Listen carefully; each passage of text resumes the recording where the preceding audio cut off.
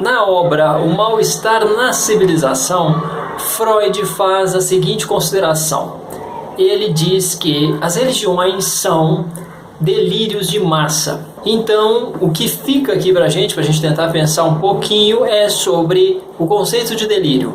Se as religiões são delírios de massa, são então delírios que são compartilhados por toda uma cultura, por toda uma sociedade, por um volume, uma quantidade muito grande de pessoas. Logo, isso contraria o conceito de delírio, porque uma das características do delírio, claro que não contraria completamente, mas uma das características do delírio é que ele seja asocial. É quando um sujeito passa a pregar uma determinada crença na qual somente ele acredita. Por exemplo, então a associabilidade do delírio contraria essa fala de Freud, isso que ele escreveu no Mal-Estar da Civilização. É interessante porque essa frase ela tem um caráter paradoxal. É um delírio de massa, mas ao mesmo tempo o delírio não pode ser de massa, porque isso tira a força de alteração do juízo de realidade do delírio. Por mais que exista equívoco, esse equívoco tem que ter algumas características, como já colocamos no vídeo que eu estou colocando para vocês no cartão, e está na descrição também. Então o delírio precisa ter algumas características, não precisa ter necessariamente todas essas características, seriam quais?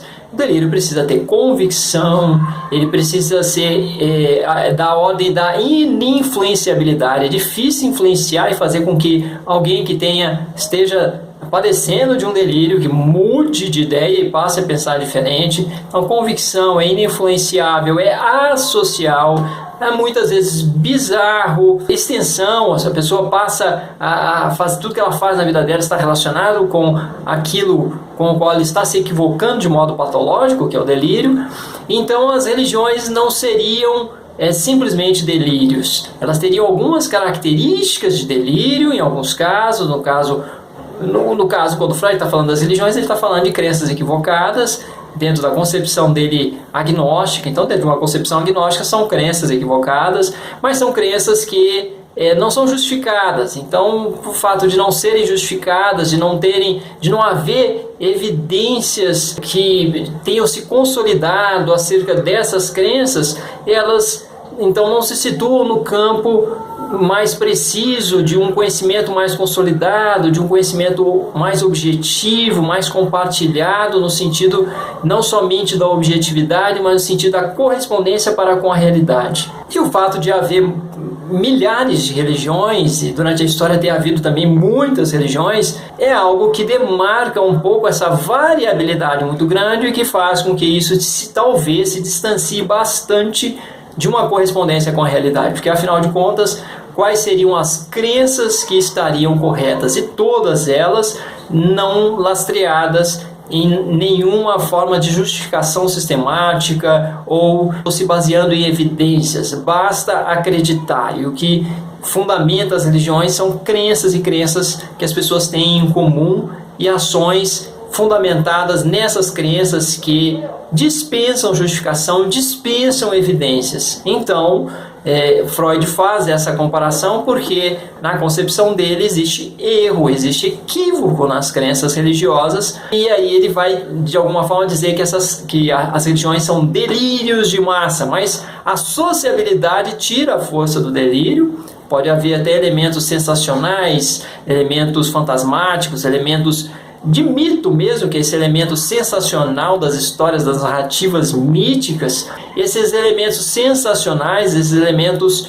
que trazem aí talvez um aspecto de bizarrice, existe, vamos assim dizer, mas a questão da sociabilidade é que tira a força. Então, a partir de que momento que existe loucura ou não, alteração do juízo de realidade, impondo riscos para as pessoas que têm as suas crenças? Porque uma das concepções é de que as religiões fariam parte das crenças sobrevaloradas, e haveria aí uma distinção entre crença sobrevalorada, como já foi feito no vídeo que eu citei, e, no caso, delírio.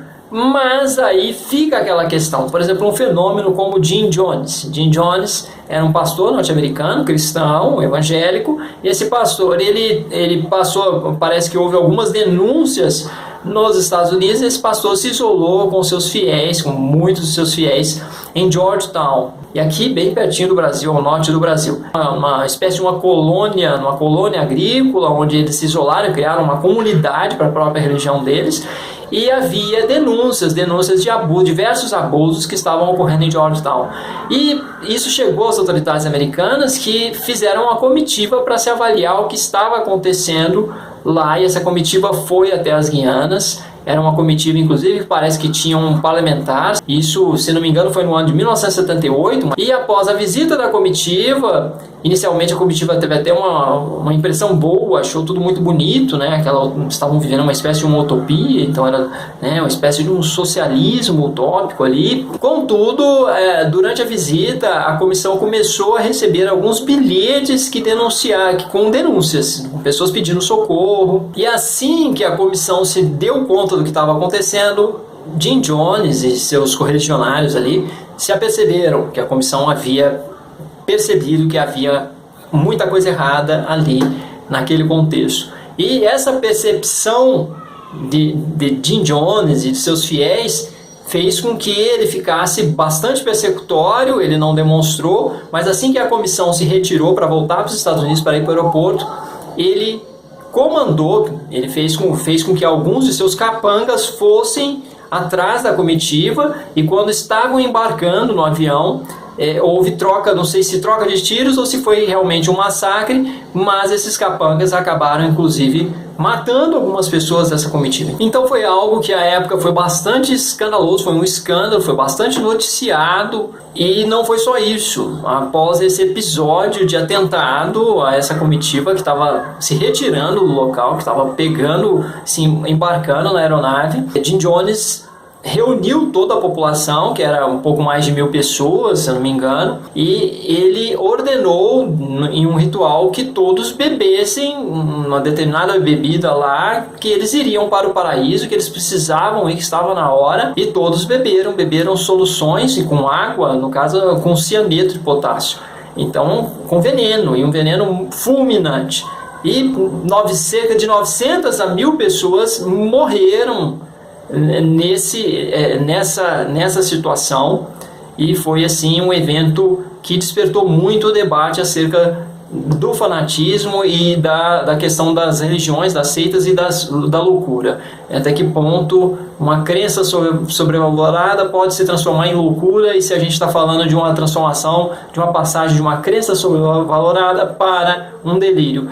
Eu não creio que seja exatamente isso, que é essa distinção que já possa ser feita, porque a partir de um determinado momento é crença sobrevalorada, aí morre todo mundo, já não é crença sobrevalorada, é delírio. Existem autores que talvez venham a fazer essa distinção baseados simplesmente nessa distinção entre risco, entre dano. Se houve dano, então teríamos aí, no caso, o delírio, e não teríamos mais uma crença sobrevalorada. Mas também o conceito de dano, a partir de qual momento existe dano, né, também não é fácil. E claro, tudo isso vai ter que ter, de alguma forma, uma série de possíveis mensurações acerca do que as pessoas que têm uma determinada crença estão vivendo, e como está, por exemplo, os seus indicadores de saúde.